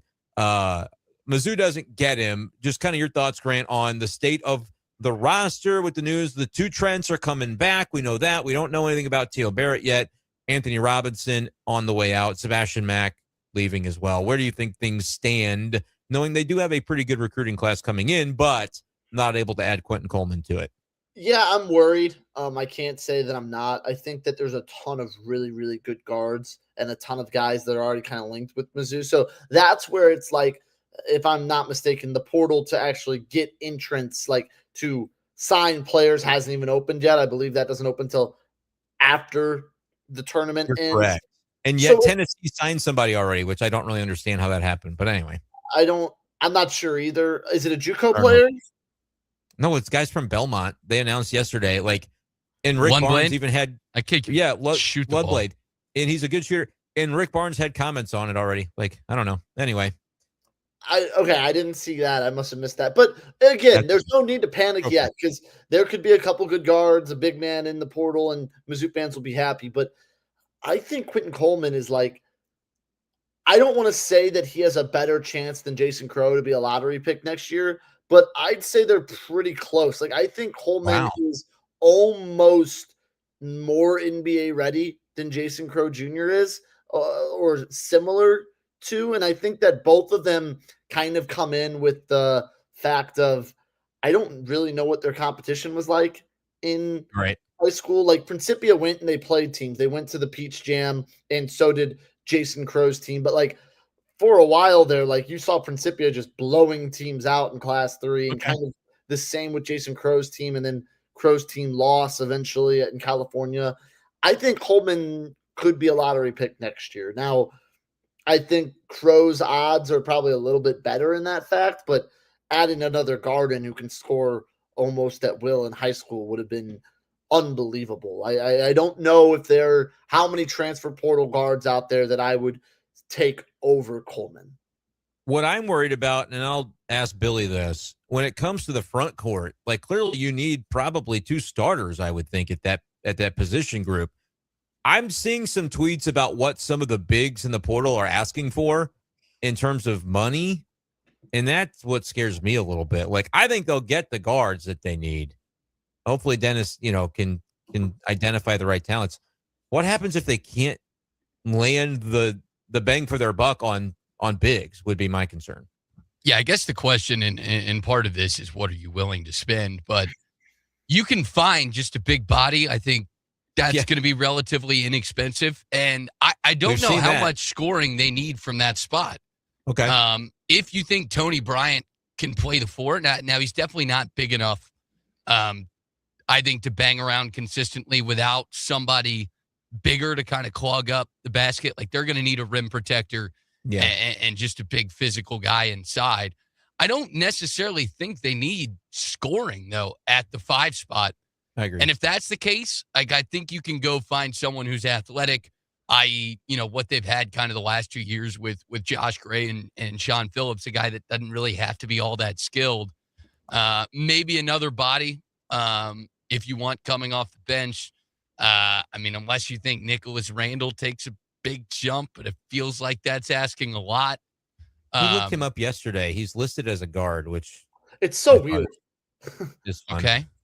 He can think 6'9", but yeah. I've seen that guy dribble a basketball. Yeah. I'm thinking, and we don't know. We don't know about a lot of the guys that haven't said they're coming back or leaving. It's basically in limbo until we find out, is how we have to treat it. But my thought is, and what you said about Bryant, coming in as to play the 4, probably a little undersized in terms of put on some collegiate level weight room type of stuff. Yeah. That would be my issue, is if you don't get a couple guys that you feel can log a good number of minutes for you at the 5 and the 4 respectively, I think they're going to get really kind of beat up with that sort of turnstile defense unless you get Trent Burns bulking up. And it's just a lot to ask, I think, of a Tony Bryant in his first year. But the Trent Burns thing is, at 7'5", he's got to play a little bit bigger than he's played, I think, to this point, to be defensively specifically, to be able to get where you want to go. Grant, any more thoughts on Mizzou basketball, and then we'll get into Final Four stuff? Yeah, would Burns, Pierce, and Bryant all in the same court, 3, 4, 5, and then 2 guards be the lankiest starting 5? It might have the most length. It might be the widest. Are they saying this year that Mizzou is one of the tallest teams in the conference of the country or whatever? Arms, yeah. They've got that. The key would be, and I think to your concerns about the 4, I think Pierce can play the 4. Now, yeah, again, that's You want asking. that, though? I just how many teams in college basketball have a true four? A guy that like Purdue did with Kaufman Rin and Florida did with Chenyolu, like yeah, that kind of guy. Yeah. how many guys really have a 4 and 5 that are like the old power forwards where it's like a 6'10" guy that's huge and then a 7-footer that's huge? Like, I just don't think that's a massive concern. And even when Mizzou played Florida, Pierce was out there with Phillips playing the 4 a lot. Like, I don't think because Mitchell was playing your 3, which I know Mitchell could guard 4s because he was a little. That was going to be my comment. Is you're replacing Mitchell and Phillips at the same time is where you have to, I think, 1-for-1 on the defensive end. Think about both of those things. I think that Cyril guy, I believe I'm saying his name right, from Georgia, would be the center I would want because I think he has scoring prowess, but he's not like he's more defensive minded, but then can, he can get the gimmies. He can maybe give you a little shake and bake in the post, but it's nothing crazy. But I feel like it's more consistent than what Mizzou's had with Gray and Phillips, who have been really inconsistent. Yeah, and like for me, 9 points a game, 5 rebounds a game over this past season for Cyril. You're just looking for that size. 6'11", 260 is how he's listed, and that's you do. You need the bangers down low. Yeah, that's what I would look for out of that spot, especially in our league, like the SEC, especially. The way that you can then say, all right, if you get a guy like that, then you could be a little more flexible with the next quote unquote big that you get and what his skill set would be. But you do almost start every year back at square one going, we need to replace the Sean Phillips, the Josh Gray that can kind of clog it up and play that type of defensive minded basketball. So a lot of Mizzou basketball thoughts, and there'll be more to come. We'll get more notes on who's in the portal, who's staying, all those sorts of things before the portal even opens up on April the 7th. But before we get to there, we got to finish up this college basketball season, and I want to get your guys' thoughts on the Final Four. Grant, Illinois, UConn, who you got in the first game tomorrow afternoon, 5:09 start time, Central Time? This is an awesome Final Four. We've been blessed with back-to-back, I think all 1 seeds last year, which made for some sick games.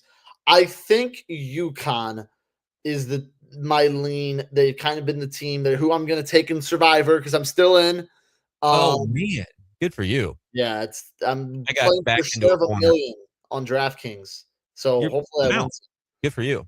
I think that what Rob Vino talked about is kind of how I feel, because I think that yes, Illinois is big. They can dominate inside. They have a lot of scorers, but Keaton Wagler is a guy I think that like solo ball and Damari can not shut down because he'll still get his, but neutralize. And I think if Wagler gets neutralized in this game and UConn can kind of just play, let's slop it up, Big East basketball, like some of the games that they've played. Like I think of the game they played against St. John's where St. John scored like 6 points in the second half. They just boat raced them.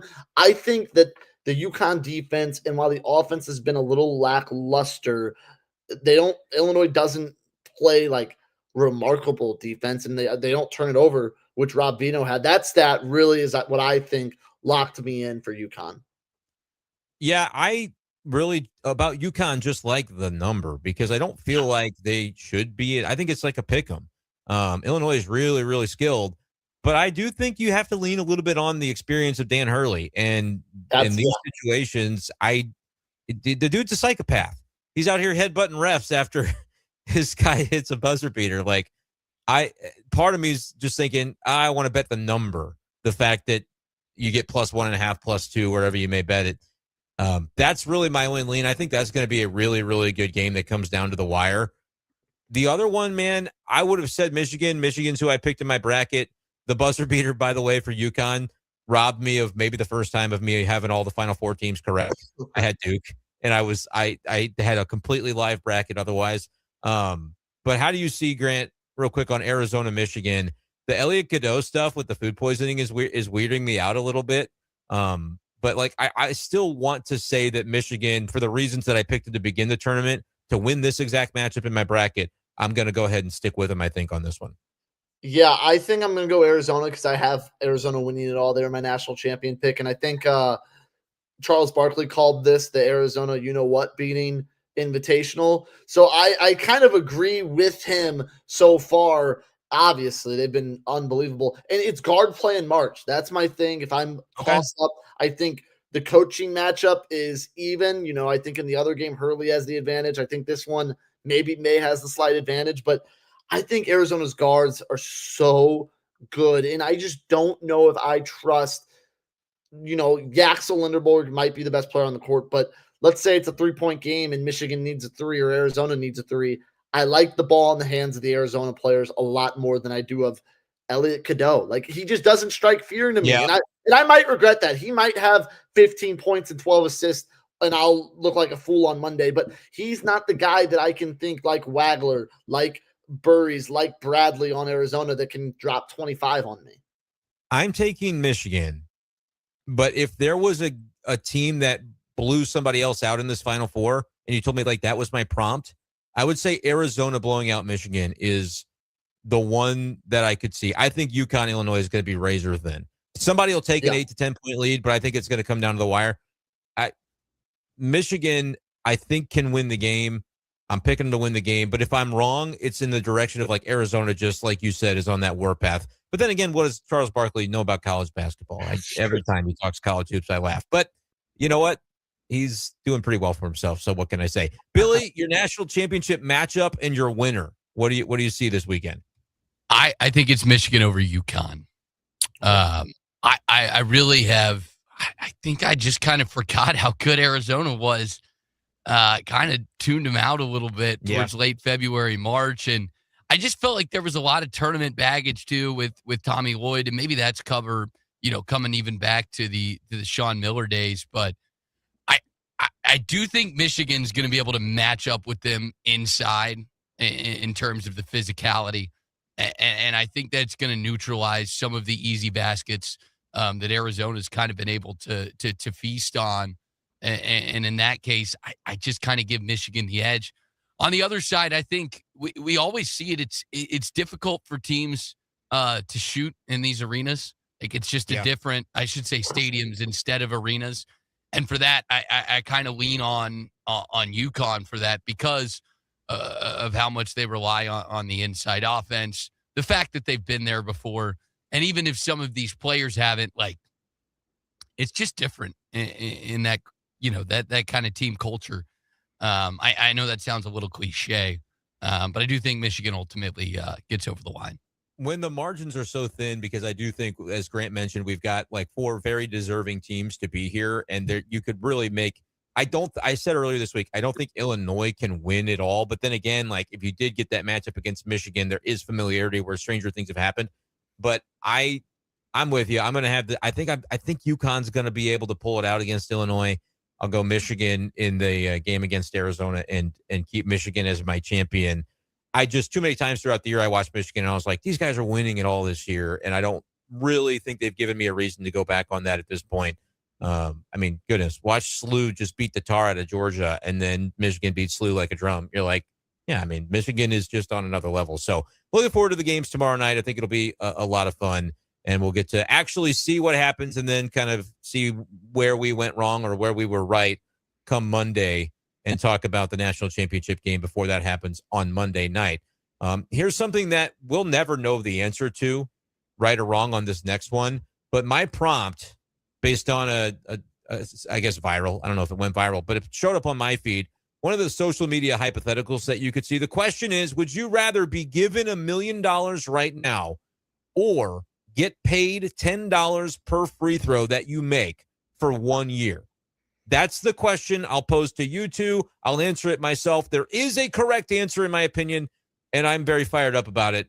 We'll talk about that after this. Coming up next on The Big Show, KTGR. Breaking down the Tigers, Cardinals, Chiefs, and more like no one else. The Big Show continues next on KTGR. The best thing about spring is that there's no single best thing about spring. It's all good. Golfing, peeing off the deck. Grilling, peeing off the deck. You can do everything outside again. Peeing off the deck.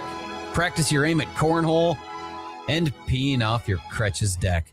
You don't want to hit those railing posts. All the beauty and fun of spring just go better with Kretsch's Custom Exteriors. True beauty is on the outside. See what they can do for you at Kretsch'sCustomExteriors.com. Hi, my name is Steve Duncan. I live in Jefferson City, Missouri. My wife and I have had a relationship with True Sun Exteriors back to around 2012, 2013. I mean, we've done numerous jobs, 2 roofs, 2 decks. They've always been very responsive when we've called. They've always treated us fairly. The big thing that we have noticed with contractors, whenever they do a job, they keep you informed. The communication is ongoing throughout the job. And the big thing is they clean up every day. You know, if at all possible, there's no mess left. There is a very close personal relationship with those guys, and we very much appreciate that. Kind of like dealing with a family. This is why I would recommend True Sun. The difference between a house and a home is the attention to detail. At True Sun Exteriors and Interiors, we'll turn your vision of a dream home into a reality. For more information or a free estimate, go to TrueSunExteriors.com. TrueSunExteriors.com. This will really get under your skin. In the current issue of Inside Columbia magazine, take a little poke around some of the hottest local tattoo shops. Get to know one of Columbia's prominent artists who helps keep our town colorful. And warm up to the weather with 4 brand new cocktails. It's in our Cheers section. This and much more in Inside Columbia magazine. Get yours at break time convenience stores or subscribe at InsideColumbia.net. Summer is coming. Are you ready? This is Michael Agnew at API Project Fitness. Now is the time to get moving. For a limited time, try our gym and all of our classes, expert coaching for just $1 for your first month. That's right, full access, real results, and a community that pushes you to be your very best, all for just $1. No pressure, no excuses, just progress. Stop waiting and start today for just $1. Find out more at APIProjectFitness.com. The 10th pick in tonight's Little League draft is Jackson Miller. Nice pickup. Big arm, big swing, runs like his big brother is going to kill him. Next is Owen Bradley. Big glue guy in the dugout, still eating glue in art class. Ben Thompson, he's still on the board. Great attitude, strong lungs. Most teams have him pegged for debate or possibly pep band. Not every kid is a first-round pick, but at Play It Again Sports, every kid can play like one. Think of them first so you don't finish last. Play It Again Sports, ColumbiaMo.com. 420 falls on a Monday this year. And yeah, you've got to work. So Shangri-La is celebrating early. Join us Saturday, April 18th at Lakeside Ashland for a free 21-plus consumption-friendly 420 party. Featuring live music from Mendo Dope with local support, brand activations, and your favorite cannabis brands all in one place. For more info, follow at Shangri-La Missouri on Instagram. Saturday, April 18th at Lakeside Ashland. Shangri-La Dispensaries is paradise found. ShangriLaDispensaries.com. If it's Mizzou sports, it's happening here. Now, back to the big show on KTGR. I'm super fired up about this hypothetical. You see these hypotheticals sometimes on social media, and it's just like, a lot of times it's stupid stuff, Would you take $10 million right now or $1 every day for the rest of your life? It's like stuff where you're like, I don't know. Well, who cares? This one I am just completely obsessed with. I saw it posted, the original poster, Breadbasket 303 on Instagram. Would you rather be given $1 million right now? Or you can select option number 2 to get paid $10 per made free throw for a year. Grant, I pose it to you first. What choice are you making here? Door number 1 or door number 2? Easily door number 2, without a doubt. Especially as a 22-year-old with a lot of basketball experience in my life. And I would call myself a decent shooter. I've played some basketball with Billy. I think he can vouch for me there. I am a decent shooter. Glue guy. Glue guy, yeah. Glue guy, come in, play good defense. Glue guy is not necessarily. No, but it's a glue guy that you need a little corner 3 or 2. I'll get you off the court. Now, I did the math. It's like to do this, to make exactly $1 million, you'd have to make 273.97 free throws a day. Now, you can't make 274 free throws a day. You're profiting. I think I could make 100 free throws in like an hour. Like maybe let's just say I can make 100 free throws in 2 hours. And by like the 300th day, I hope I'd be shooting so many free throws I can make 100 in an hour. If you're shooting free throws 6 to 8 hours a day, I think you can make 500 a day. Like if you're just a decent basketball, have anything, you should make 500 a day. What would you, if you went right now to shoot 100 free throws, how many are you making? 60. Okay. There was a time, Matt Rocchio, there was a time where we were doing radio in St. Louis, and I just flatly said, probably getting mad about like Mizzou missing free throws or something. I was like, this is ridiculous. These guys this is their livelihoods. I could walk into any gym right now and make 70 out of 100 free throws. And he was like, you absolutely cannot do that. So I made a video of me going 71 for 100 and like posted it like in like fast motion sped up so he could see all 100 shots. That's pretty good. But like the math that I did for this is based on that, where I said, and look, I think by the end of the year, you're probably shooting closer. If you're a 70% shooter, just cold, you're probably shooting 80 by the end of the year. I would have to think if you made it your full-time job, right? Which again, people are like, well, would you quit your job? Yeah. Yes, I would quit your job. You're telling me I can earn 9 figures or what, how many figures? 7 figures? You earn more. You could earn 9 figures. Well, I don't think you could earn 9. Would it be $100 million? If you wanted to, you could. could. $100 million a year. So I think you have to consider, and Billy, I want to get your thought on this here in a second. You have to consider that, like, if you're just ripping free throws and trying to go a little too fast, you get tired. Like injuries, like you got to make sure you stay for the long haul because you get 365 days to take advantage of this. However, you mentioned making 274 per day. Now you're profiting. Not really on that because you're getting the $1 million for free. You don't have to do anything to get the $1 million. Opportunity cost comes into play. We're back on game theory here. I'm curious, Billy, how you see this break down. Grant said he's taking door number 2. I'm shooting the free throws. He thinks he's good enough at hoops. Yeah, you do it 6-8 hours a day. You can make the money work. How do you feel about passing up on the millie to start shooting free throws as your full-time job for a year? Yeah, well, fortunately, my time's worthless, so pretty easy on my helps. part to deal with the opportunity cost. My initial thought was $10 per free throw, so I was doing some math. So if you take 10 seconds for every free throw and you make half of those, right, and you shot free throws for 8 hours a day, if we're saying it's a full-time job, and you did that 340 days out of the year, we're saying you give yourself 25 days off. Because 10 for just for a second here, 10 a free. What'd you say? 10 an hour? What was the number you said? I'm sorry. Every 10 seconons. Every 10 seconds, you shoot a free throw. I have to attempt a free throw every 10 seconds for 8 hours straight, though. Like no breaks within that. Like that because to average 10 seconds per shot, you have to be doing it like a little quicker and then you take little breaks. Doing that 8 hours a day every day for a year, take 25 days off throughout the year. Is that sustainable? Is my first question. Like to do it that rate, 10 seconds. I think Gotta so. get a shot off. Now, again, your rate's going to increase, right? You're going to start making free throws more as the years get into go a rhythm. on. Yep. But that would put you at 4.8 million. Making how many? How many do you make? You make half of your free throws. And how many are you shooting? I think, well, one every 10 seconds for 8 hours a day, 340 days Here's a my year. question, Brendan. How long did it take you to shoot 100? Just shoot. You went 71 for 100. How long did that take you? Question. I think it probably, I don't know if it was 30 minutes or whatever. That's a great question. I sped it up on YouTube where like my running in between, like I sped up the running and then slowed it back down for the shot. And it was like a 20-minute video. So it might have been more like 40, 45 minutes. However, you got to think on this a little bit.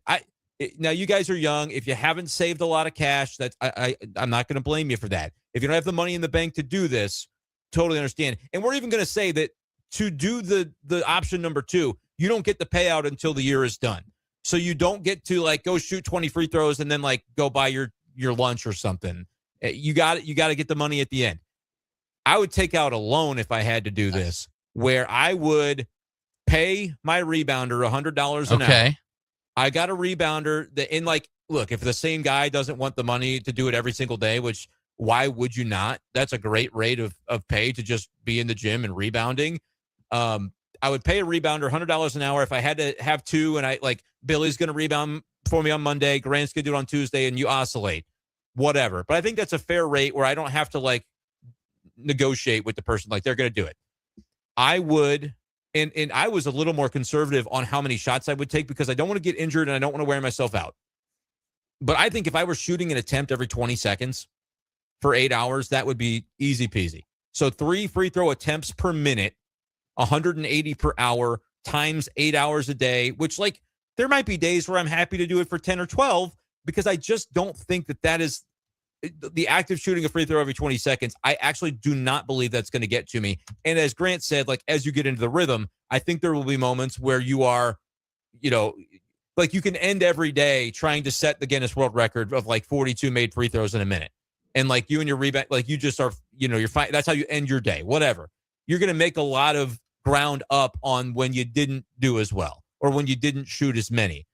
I think if you say 180 attempts per hour, 8 hours a day, 365 days a year at 70%, I said, look, if I did that cold without having shot baskets in months, I think I would at least shoot 70% for the year. If that were the case, you're making at least like $3.5 million, paying about $300,000 to the rebounder. I'm clearing over $3 million in profit. I'm absolutely, you take away the million, it's $2 million for me to do something that, by the way, I'm going to be in great shape by the end of this year because I'm on my feet doing light cardio. I'm not like stressing myself out. It's just your body's moving the whole time. You're going to eat well. You're going to eat protein. You're going to make sure to fuel your body. You're going to be in great shape by the end of this. You're going to be a bucket by the end of this. I mean, there's no downside to choosing the free throws other than, like, as we mentioned, the opportunity cost. Billy's time is worth nothing. Grant's time is maybe barely more than that. I don't have kids or anything. It would be bad. I would have to break it gently to Andy. I would have to break it gently to MLB.com and be like, I just had this great opportunity. I got to do it. And then, you know what? A year later, you come back and if you want to get a job again, great. If not, if I got $3 million in the bank at 31, I'm chilling for a little bit. Like I'm working on the stuff that makes me happy. All right. So it's the free throw things 10 times out of 10. But I go, I don't have any kids. But if you're just treating it as a 9 to 5, it's not like it really has to affect you seeing your kids. Not at all. No. I think that I would go at it 4 hours, eat lunch, go see the family, do another 4, and then you got the whole night with the family. Absolutely. Easy. I think I'd go at it a little differently. You want to shoot about 1,400 in a day. I target a make. Like I have to make 800 before I can leave. If I make 800 and it takes 6 hours, great. If it takes 10, yeah, even better. And then maybe there's a day, all right, well, I know tomorrow I have a wedding. I'm just saying, like, we'll go for 1,000 today, and tomorrow we'll shoot 600 early because we got to get out. Like, I think the make target is more what I would go for. I think that could be a way to stress yourself out. Like, I wouldn't start with a goal of how much I got to make. I would want to keep close to that 65, 70%. If I'm way below that, then I have to slow down a little bit and find my rhythm again. But I think if you start to say, I got to make so many, then I'm serious. We have to be real with ourselves. You could get injured trying to go till late at night. You didn't eat enough. Your elbow. You didn't drink enough water. You're starting to get frustrated. Like, it would be a mental grind as much as a physical one. And, like, here's the other thing. You would know the whole while that you passed up $1 million for free, right? Like, once you've made that decision, to make that first million is going to weigh on you a little bit mentally. Would it not? Where you're like, I can't believe it. I went, 40 for 100 on my last 100. I'm not going to get more than $1 million. I'm going to waste my whole year doing this.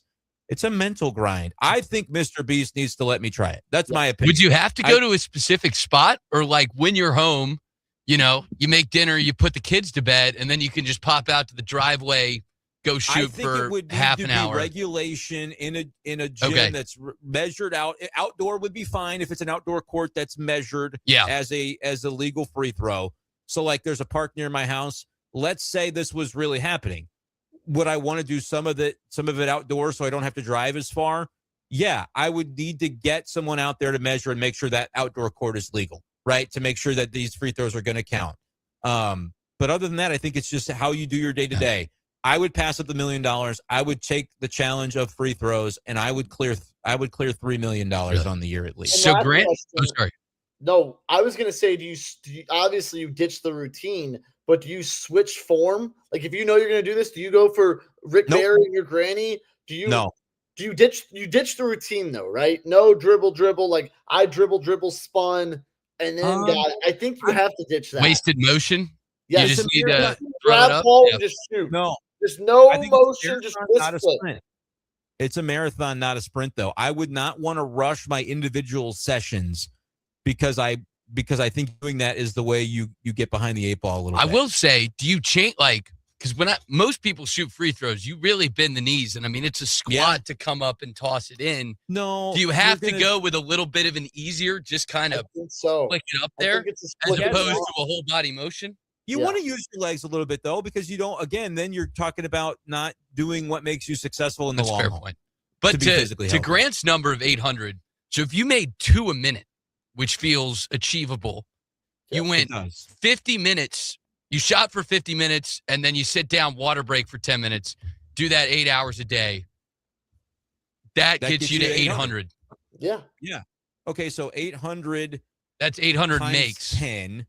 800 makes, but if I said I could shoot 3 a minute and I would only need to make 2 for 66%, which I'm going to average more than 66%. Surely you could shoot more than 3 in a minute, right? Sure. But I'm not going. I could, but could I do it every day for 8 hours for a year? That's a fair point. That's where I really want to approach it conservatively from that perspective. So in theory, if I'm making 800 a day doing exactly what you said, I like that because it matches up with what I said, shooting 3 a minute. I would make 2, so 8,000 makes, or $8,000 of free throws per day if I'm making 800, which is $2.92 million, and I'm going to pay my rebounder. I accounted about $293,000, so let's call it $300,000, because again, I think that makes it so much easier to give them the Christmas bonus.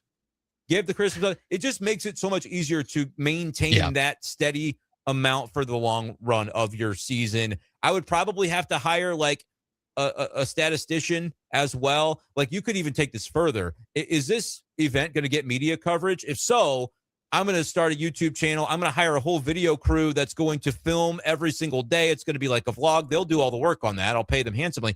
But then now you've got residual income coming in from that. So if you really wanted to, I would do it if it was a dead secret and I could never tell anyone it happened other than my family. I would still say, yeah, free throws, not the money. But if I can like turn this into a business opportunity, that's the rest of your life that you can then kind of parlay off of that. And surely the last week you would say, hey, there's very little sleep. Yeah. We're going 20 hours a day. Like you can power, let's maybe not 7 days, for 5 days we're going 18 12 to 14 hours. Yes. Yeah, maybe not that many because again, it's still $10 per shot. Like it's not. But I think if you approach it with a long haul mentality, it's the right decision. So I tweeted at Mr. Beast today about this. We'll see if he gets back to me and he can, because he's the only person who I could think could fund this. But anyway, that's the free throw question. You can text your answer 573-875-KTR. Take a quick break. And then when we come back, we'll race through our picks of the week and see if Grant can help Andy out a little bit. Now, your local Sports Center update on your total sports station, KTGR. Good afternoon. I'm Billy Jones. This Sports Center update is with Lease Tire Company. If it's round and rubber, Lease sells it. LeaseTireCompany.com. The Cardinals lose in leg one of their 6-game road trip as they're blanked 4-0 in Detroit against the Tigers. Redbirds had just 5 hits on the afternoon, but did leave 9 runners on base. Michael McGreevy picked up his first loss of the season. He went 4 2/3, allowing 7 hits and 3 earned. It was Framber Valdez who got the win after pitching 6 fantastic scoreless innings for Detroit. Game 2 tomorrow. First pitch set for 12:10. It'll be Dustin May facing off against a familiar name for Cardinals fans, Jack Flaherty, on the hill for the Tigers. Royals open their series tonight against the Milwaukee Brewers. 6:45 start from Kauffman Stadium. Royals couldn't complete the sweep yesterday of the division rival Twins as they lost 5-1. It'll be Luander Avila, a touted prospect from the Royals organization, who got the call up last week. His MLB debut tonight against Chad Patrick for Milwaukee. Your ABC 17 Storm Track forecast is brought to you by the Boone County Office of Emergency Management. reminding you to be Boone County ready. Make a plan, stay informed, and sign up for the Smart 911 emergency alerts at ready.boonemo.gov.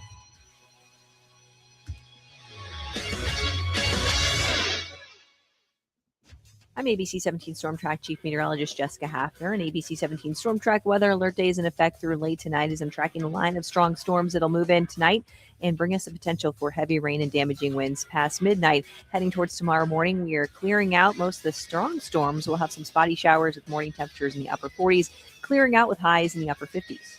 I'm ABC 17 Storm Track Chief Meteorologist Jessica Hafner, and that's your ABC 17 Storm Track forecast on your total sports station, KTGR.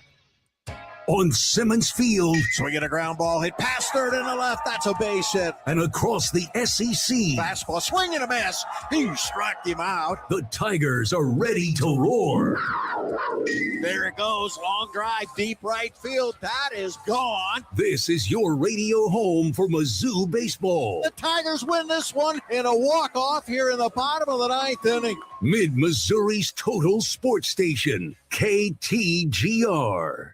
You could be right in the middle of celebrating a big win, and all of a sudden, bang, you've got ants on the counter or mice in the garage. Hi, I'm Mike Kelly. As someone who's called buzzer beaters and game winners for 3 decades, I think the best call that you can make is to Steve's Pest Control. I'm on the road a lot during the season, which is why I've signed up for Steve's 5-star pest control program. It's comforting to know that even when I'm not home, Steve's Pest Control is protecting my house from termites and other pests. Plus, the 5-star program keeps the pests at bay, controlling and eliminating them before they have a chance to enter your home. Scheduling is incredibly easy. You don't even have to be home. And if a pest problem pops up at any time, Steve's will perform a retreat for no additional charge. Call Steve's Pest Control today and ask about their 5-star pest control program so you can kick back, relax, and enjoy the game. Hi, I'm Steve with Steve's Pest Control. We're going to solve your pest problem. I guarantee it. Now you got a friend in the pest control business. Steve's Pest Control. My name is Taylor, and I have had insurance with Phyllis Nichols and her team for over 9 years. A auto claim came when my wife was rear-ended. Everyone was safe, but that left a lot of cosmetic damage on her brand new car. We called Phyllis, said, hey, this is what happened, and she's made it a very streamlined process. Phyllis lined out our rental car and made everything just so easy. And having 3 kids and losing a vehicle is a big deal, but Phyllis went to bat for us, got everything lined out, and made it a very easy process. This is Phil Fortaleza here with Mizzou Basketball's Anthony Robinson II and his mama Nisha, getting ready for the latest Sticklin' and Sticklin' injury law commercial. Aunt, you got your line? I got it, Mom. Go ahead. When sorry just doesn't cut it. Call Sticklin' and Sticklin'. Mom, that's my line. At Sticklin' and Sticklin', all they do is personal injury. Sticklin' and Sticklin'. It's a slam dunk. Generating marketing strategy. Calculating synergy. No thanks. At Fuse 32, your brand isn't built by code. It's built by creatives. Real humans who listen, question, and push boundaries. We don't hide behind fancy dashboards or chase meaningless clicks. We bring you transparent, bold ideas and return on investment you can actually see and track. Because your story and your brand deserves more than an algorithm you can't even meet. Fuse 32. There's nothing we can't do. Fuse32.com. For 2 days only, Betts Jewelers invites you to discover timeless beauty at our Estate Jewelry Show. Join us Friday, April 17th from 9 to 5 and Saturday, April 18th from 9 to 2 and explore an incredible curated collection of fine vintage and estate jewelry from Art Deco and Edwardian to mid-century and retro. Each has been expertly evaluated by a graduate gemologist. Fall in love with history at the Betts Jewelers Estate Jewelry Show. Beautiful moments begin at Betts. Begin at Betts. Play it or plunge it with Brian Ware Plumbing. The bathroom made my wife cry, so I said I'll just DIY. I'll fix this on the first try. Why? I watched a YouTube video. Whoa, now I think that I'm a pro. Whoa, I'll have the stupid toilet fix. Whoa, before you even have to go. I watched a YouTube video. Vote now on the Brian Ware Plumbing Facebook or Instagram page. Your daily fix of local sports lives here. This is The Big Show on KTGR.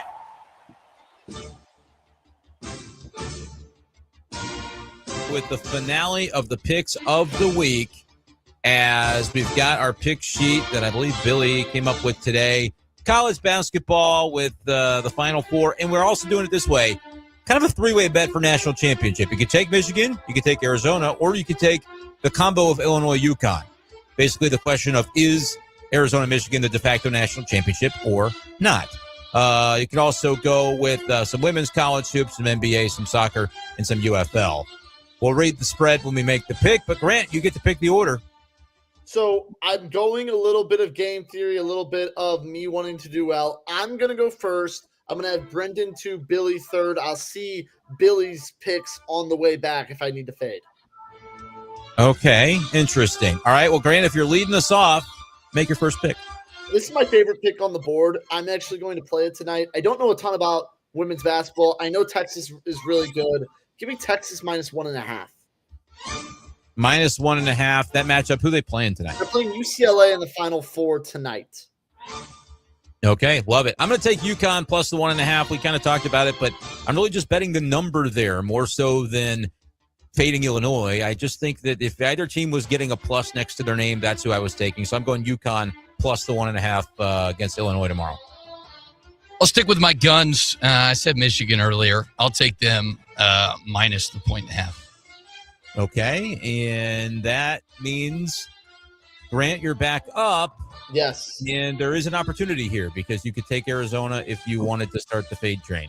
There is, but I'm not going to just yet. I'm going to go to a pick that I'm worried Billy could take a little bit later. He knows something about soccer. You don't a lot, Brendan. I'm sorry. No offense. I do not. I will not be picking any soccer. I'm going to take PSG minus 0.5. They play Liverpool on Wednesday. I'll take PSG, the home team, to win. Yeah, that's a horrible pick. I can't believe that you chose that. What's wrong with you? I don't think that. No, I don't want to take UCLA. I think Texas was probably the good pick there. Give me South Carolina plus 6.5 against UConn in the women's Final Four. Give me. I don't really like picking Dawn Staley, but give me South Carolina plus 6.5. Again, just betting the number is all I'm doing there. Not so fast, my friend. Dude, this UConn team, man, they're rolling. It's a vintage Ariema squad. I think they win by a touchdown or more. Wow. Okay.